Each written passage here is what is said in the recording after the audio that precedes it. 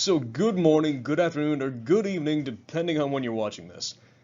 So today, what we're going to be talking about primarily is a case study on Chapter 8 from the text, which is on socioeconomic status and how it relates to the classroom. So you can find this on pages 147 to 166 in the text. So let's go ahead and get started, shall we? Oh, by the way, feel free to pause, stop, or I guess, you can mute me at any time too. That's also an option, but do you really want to stop listening to this? Anyway, that's up to you. So socioeconomic status, just what is it exactly? Well, by definition, it's the economic and sociological combined total of a person's work experience. It can also be referred to as an individual or family's economic and social position in relation to others based on income, education, and occupation. We're primarily going to be referring to this as SES from here on in because, well, it's a nice little acronym and it's much easier to say in casual conversation. So what we're going to be looking at here first is a series of case studies that were carried out by Miss Ellen Bratlinger. Now this case study primarily took into account two records of two different high school students. One named Marissa, who was from a relatively high SES and an affluent family, and Travis, a young man who was from a low SES and primarily from a broken, poor family on the wrong side of town. So I'd highly recommend you read these for yourselves in the text, but what we're going to be talking about in the next couple of slides are just some characteristics and struggles that were shown by both students. So the first one, we have Marissa, a popular girl with a well-off family, yet some hidden struggles of her own. So the characteristics that she was often talking about was she was very popular, very good looking, but she had a bit of a vague future. She wasn't really interested, specifically in doing anything outside of modeling. So in the classroom, she got mainly A's, and she actually had to go ahead and study quite hard for those A's to be maintained. In the classroom, if she ever goofed off or was late to class, she had such a good rapport with her teachers that they mainly let her get away with behavior issues. They're like, oh, she's a nice girl, she didn't mean it. And she actually had just little contact with anyone outside of her own socioeconomic status. She partied with the popular girls and the popular guys, they associated themselves with each other, and, well, that was about it. So some struggles that she seemed to have here was she was held to a very high set of expectations in both academics and sports. Her parents expected a considerable amount from her. She also has had a slight feeling of inferiority in terms of intelligence to her brother, her older brother, which came through the same high school a few years back. Also, it was revealed that she didn't really have many good friends to rely on, many people she could trust. And she feels that she can't go ahead and study or be serious in school due to, running the risk of not fitting social norms. You're a popular kid, right? You can't go ahead and study. Also, she tends to not take anything really seriously. She just kind of blandly and prosaically goes through life. Now, Travis, on the other hand, Travis is a boy with a broken home who comes from the less affluent area of town. So, believe it or not, Travis actually seemed to be a very good-looking, athletic, bright, personable, humorous, albeit an angry and unmotivated individual. So he was the third of four brothers. I believe he was the second youngest. Often described as being a slight bit rambunctious and prone to violence or fighting. Now, unlike Marissa, he did have a very close, tight-knit group of friends that were all from the same area. It was also revealed that, when put to it, not only is he incredibly handy in building things like that clock that he made for his mother, but he also seemed to be an incredible wrestler and very prone to athletics. Now, unfortunately, the biggest thing with Travis is his apathy. He brought up the idea of not caring about much outside, of his family, which, on the contrary, he cared a considerable bit amount. Some struggles that Travis ran into were he was primarily from a broken family with a widowed mother and a father who died in a mining accident. He also said that he tended to be targeted by teachers. Often he would get away with nothing. Teachers would treat him differently. He almost seemed targeted by them, with very little patience towards what he had to say. Now, he also had to go ahead and help take care of his family and his brothers.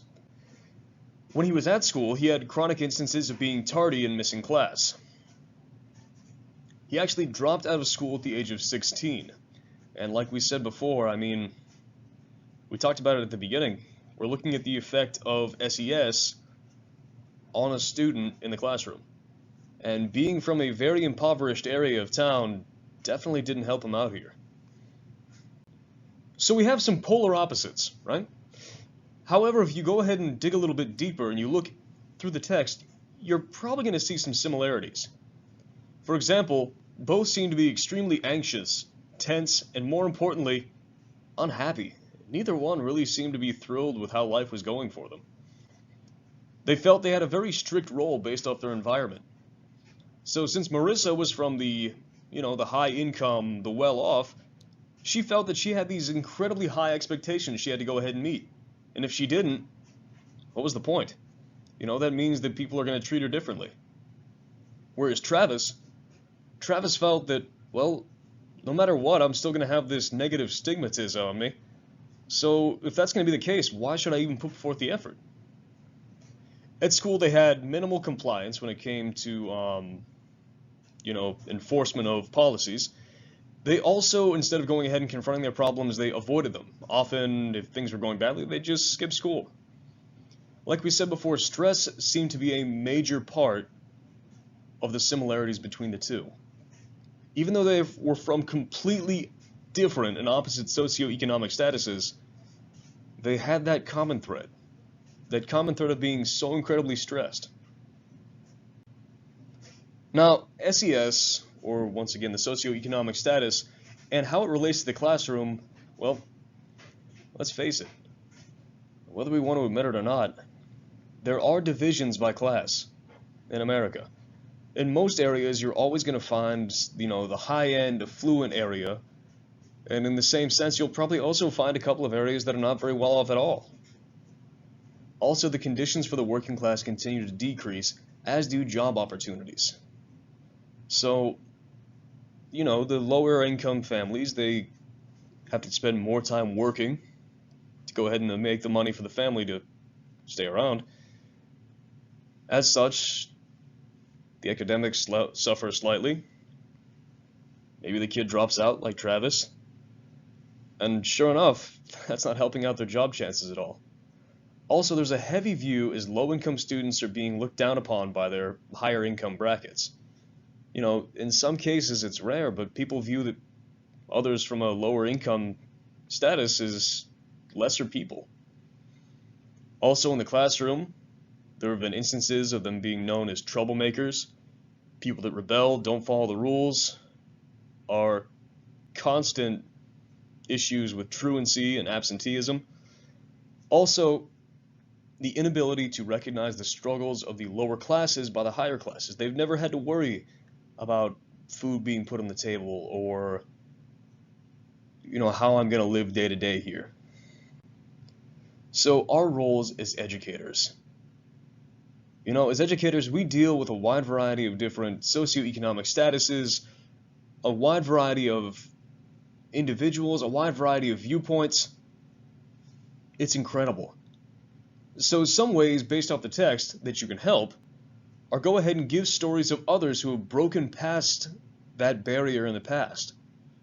So that have gone ahead and despite where they came from, despite all the odds that were stacked up against them, they made it. They proved that you can do something. Also, based off another study from the text, don't have the students sit or work together with students in this same socioeconomic status. I believe the example in the text was for studying for a state assessment test. They broke the class up into individuals based off of, I believe it was last names or something similar to that. And what they found was that when students went ahead and worked with each other like that, they slowly didn't quite have those views of, hey, You're from the lower end of town, I'm from the higher end of town. They actually came together in the spirit of humanity to work towards a common goal. Now, other things you can do. Now, this is huge, at least in my own opinion, so I'm sorry if I rant. I'm going to keep this on task. But building rapport with your students, getting to know them, is key. Talk to them. Show them that you care. If you can go ahead and build a rapport with your students, not only are they going to be more likely to do what you ask, but they're also probably going to be more likely to show up to your class because they know that they're going to run into at least one person that day that really cares about them. Also, believe in them. I mean, despite where they're from, high or low, they've got potential. So I know it's easy to do sometimes, but look past what you see. Look past people's reputation and believe in the potential that they could have. All right? Rant's done. Sorry. So the assignment for today. What I'd like you to do here is go ahead and complete Chapter 8, the Chapter 8 assignment, and submit it to Dropbox in no less than 7 days from now. Also, feel free to go ahead. You can either print on this, write on it, type it, whatever works best for you. So when going through the assignment, make sure you go ahead and utilize experiences from your own teaching and classrooms that you've either held yourself or been a part of. So if you don't have your own classroom yet, think back to student teaching or people you've observed. And if you do have your own classroom, think back to the experiences and kids that you've met throughout the years. Well, that's pretty much all I've got to say today. So until next time, thanks for joining and best of luck on the assignments. Take care.